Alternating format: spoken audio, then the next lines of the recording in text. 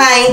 I'm Jam. This is Omega PDT Light. Ang Omega PDT Light ay pagpatay ng mga bakterya na sanhi ng spots at pimples. Maganda ang alternatibo sa oral na gamot.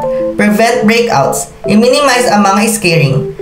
Ang Omega PDT Light ito ay napaka-apektibo para sa mga uri ng pag-aalaga ng balat. Nasa likod nito ang power button. Then pindutin natin ang power, meron din siyang fan. Green light. The balance of green light can be balanced color pigment, reduce fine lines, nutrition, aging ng balat, and speed up the healing process of the wound and lighten the scars. Red light. Mag-stimulate ang production ng collagen. Collagen ay isang mahalaga protina na ginagamit upang i-repair ang nasira na tissue at upang baguhin ang lumang tissue. At pinakamahusay para sa mga fine lines at tumutulong mabawasan ang mga malalaking pores. Blue light. Bacteria sa acne contains porphyrins. Ang blue light ay able to kill porphyrins dahil sa mataas na pag-aari sa wavelength na ito.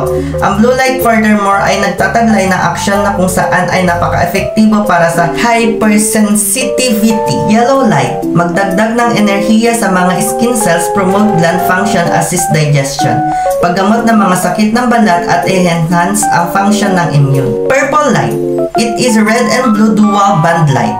Ito ay isang kombinasyon ng dalawang uri ng phototherapy effect. White light. Penetrate the skin deep and decompose splash improve the appearance of fine lines and sagging skin.